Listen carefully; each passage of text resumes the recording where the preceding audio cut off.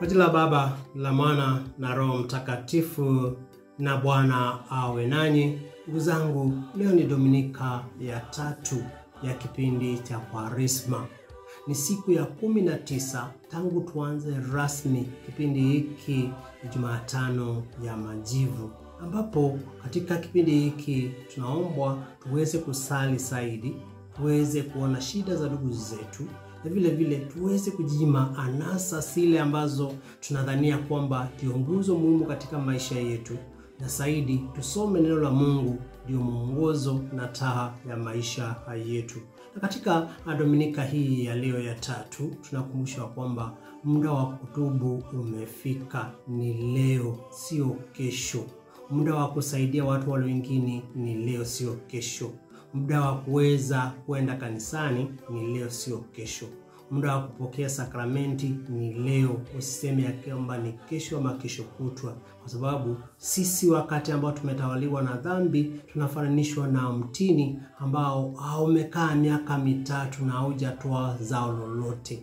Lakini Mungu wetu ni mwenye huruma, anatuvumilia, ametupatia muda wa kutubu, na ndio huu sasa ambao tumepatiwa, ndiposa tusitawaliwe na dhambi tena, lakini tuweze kushika yaliyo mema, tuweze kumwomba toba, tuweze kumkaribia, tuweze kuwa watakatifu, kwa sababu hiyo ndio lengo ambalo alituumba. Ametusafisha katika ubatizo wetu.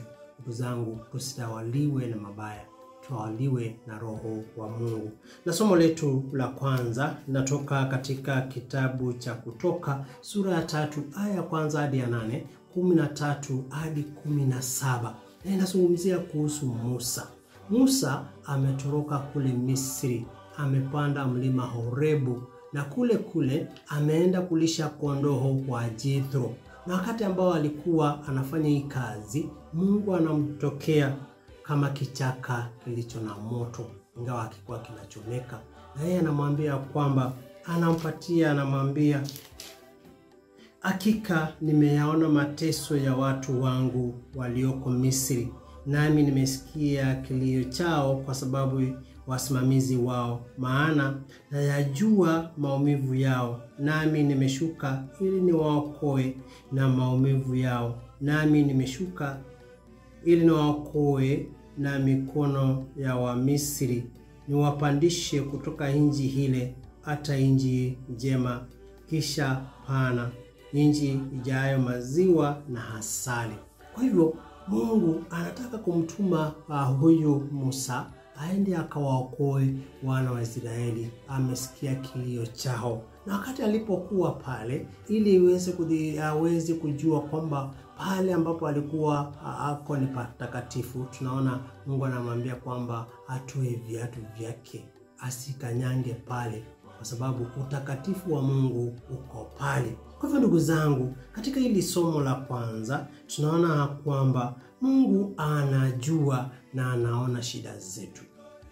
Mungu anakuona na anajua shida zako.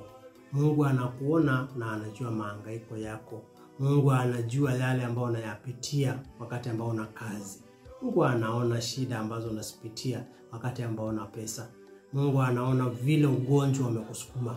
Mungu anaona vile umekata tamaa, na anakujua, na hivyo ako na jinsi ya kuweza kutolea hayo, kwa sababu ni Baba ambaye amejaa huruma na neema. Ni Baba anajua shida zetu, anatuhurumia. Hivyo ndugu zangu, usikate tamaa katika maisha. Mungu anakujua, anajua yale unayapitia. Mungu ako na mpango na wewe, anajua vile ataweza kuondolea hayo. Na hivyo ni vyema uweze kuona utakatifu wa Mungu katika maisha yako. Huyo Musa, Mungu alimwambia kwamba toa viatu vyako.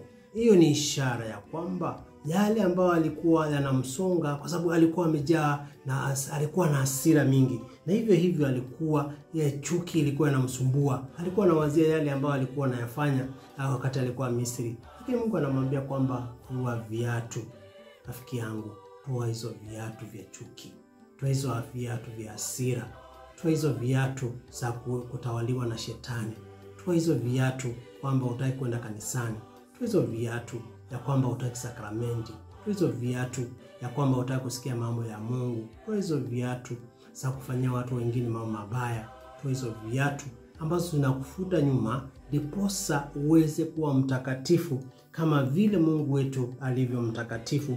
Na hivyo hivyo uweze kujiuliza, je, katika maisha yako umeshakuona uwepo wa Mungu? Musa aliona kichaka ambacho kilikuwa kinachomeka. Mungu akaongea naye. Je, kwa kweli umeshaona utakatifu wa Mungu katika maisha yako? Umeshaona Mungu akiongea nawe katika maisha yako? Umeshakuona neema za Mungu katika yale yote ambayo unayafanya? Na kwa nini usione? Kwa nini watu wengine wanapeana ushuhuda ya vile Mungu amewafanyia katika maisha yao na wewe huwezi kupeana ushuhuda? Kwa nini wewe usione utakatifu wa Mungu katika kila hatua ya maisha yako? Wakati ndio huu, toa viatu na utaweza kuona utakatifu wa Mungu. Osha machafuko ambayo yako ndani yako, na hivyo hivyo utaweza kuwa mtakatifu, uone Mungu akitenda makubwa katika maisha yako.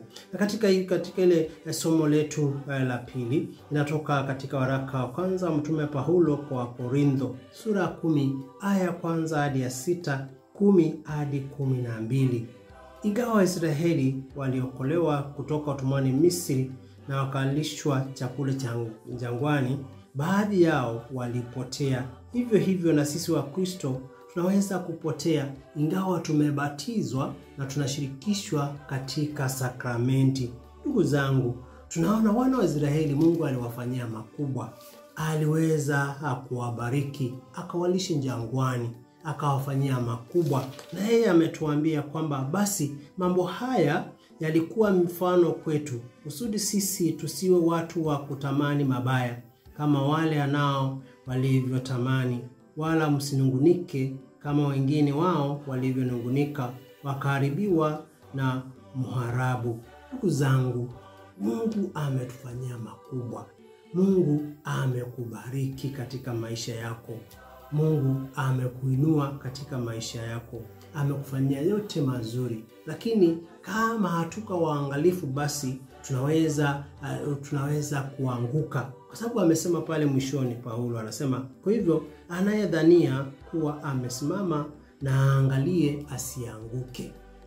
Hiyo ni onyo ya kwamba wewe unaweza dhania kwamba uko imara katika imani, lakini angalia usianguke.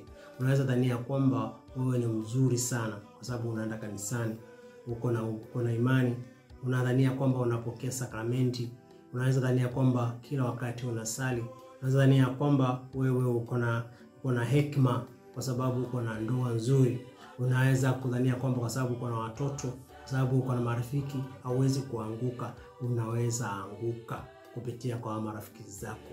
Unaweza anguka ingawa unapokea Ekaristi kila wakati.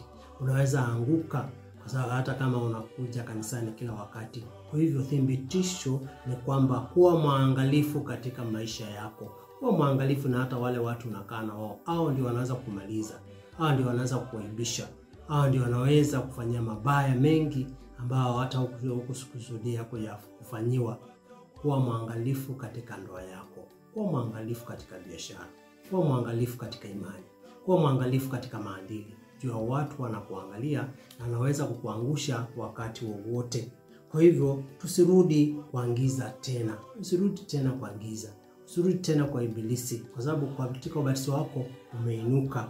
Tusianguke kama wajinga. Usirudi nyuma ili uweze kuanguka kama wajinga. Usirudi katika utumwa wa dhambi. Usirudi katika utumwa wa mshene. Usirudi tena katika utumwa wa maovu. Usiwete kurudi utumwa wa wivu. Usirudi katika utumwa wa ulafi.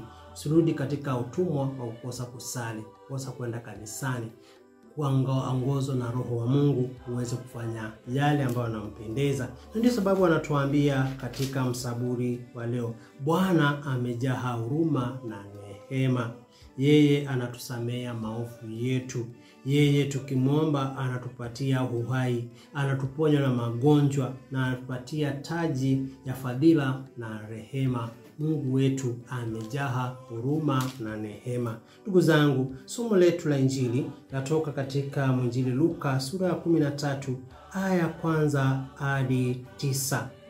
ni maana. Alafu ili somo linazungumzia maonyo ya kuwa na tukiwa wangumu katika maisha yetu, ama tukiwa na shingo ngumu, nini kitatendeka? Tutaweza kuangamia.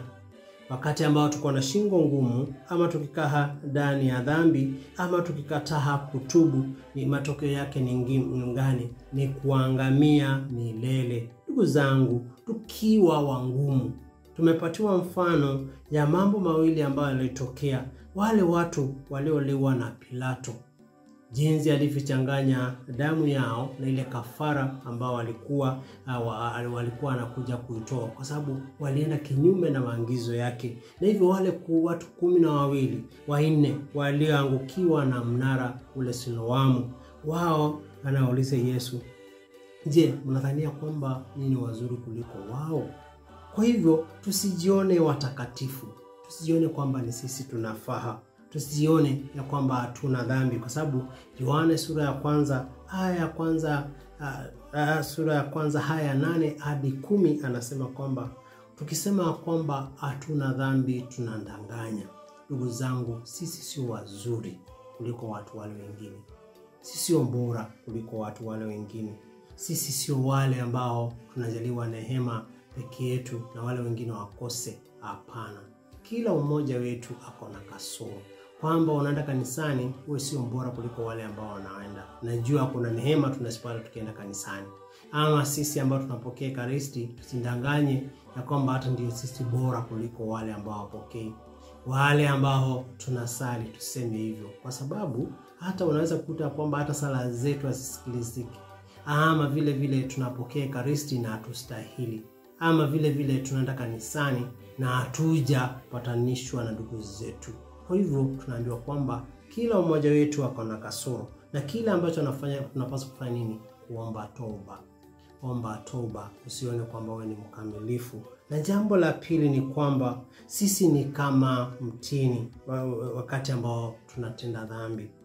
Mtini usiozaa matunda, na wakati ndio huu wa kuweza kuzaa matunda.